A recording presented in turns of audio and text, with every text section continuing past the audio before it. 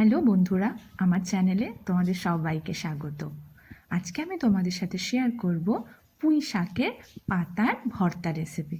তো চলো, দেখতেই পাচ্ছ আমি প্রথমে নিয়ে নিয়েছি পুঁই শাকের পাতা, পেঁয়াজ, রসুন আর কাঁচা লঙ্কা, সাথে কিছু মশলাও যাবে।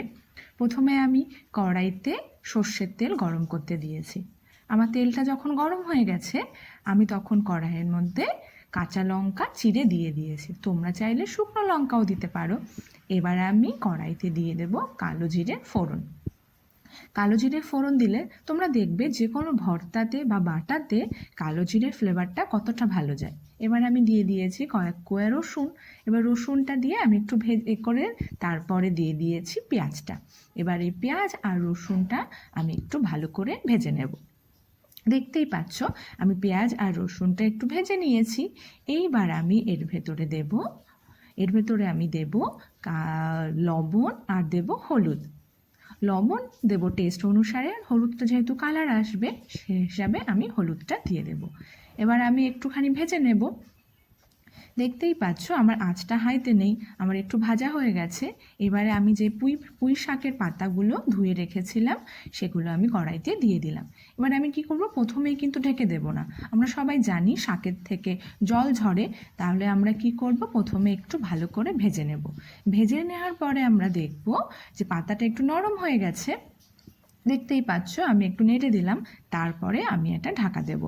এইভাবে ঢাকা দিয়ে দিয়ে আমাদের ভাজতে হবে এমন করে যাতে আমাদের এই জলটা দিয়েই পাতাটা ভালো করে সেদ্ধ হয়ে যায়, আর জলটা টেনে গেলে জিনিসটা শুকনো হয়ে যায়।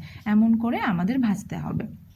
দেখতেই পাচ্ছ যে আমি আলাদা করে আর কোনো জল ইউজ করলাম না। দেখতেই পাচ্ছ আমি আবার নেড়ে দিলাম। নেড়ে দেওয়ার পরে কি করব, আবার ঢেকে দেব।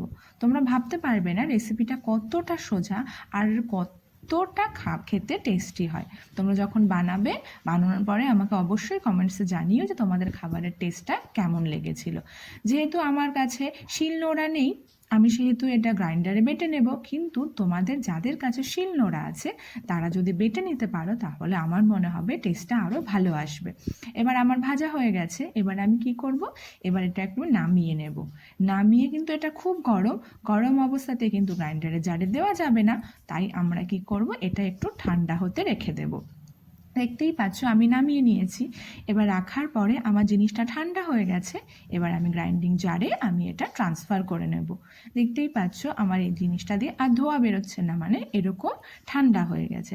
আমি এই জিনিসটা জারের মধ্যে ট্রান্সফার করে দেবো। কিন্তু সব সময় মনে রাখবে, যখন আমরা কোনো ভর্তা খাবো আমরা কিন্তু একবারের জন্যও একটু হলেও আমরা জল ইউজ করব না।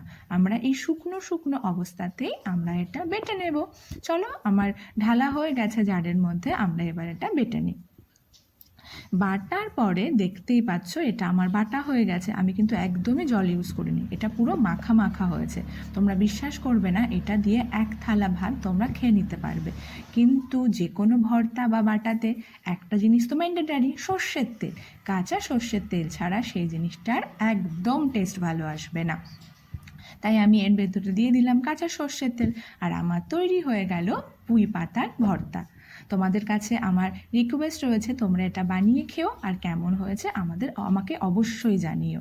আর আমার চ্যানেলটা সাবস্ক্রাইব আর শেয়ার করে দিও। দেখতেই পাচ্ছ আমার জিনিসটা কত সুন্দর দেখতে হয়েছে। তোমরা কিন্তু খেয়ে আমাকে জানিও তোমাদের জিনিসটা কেমন হলো। বাই বাই বন্ধুরা, and thank you so much আমার চ্যানেলটা দেখার জন্য। Bye by.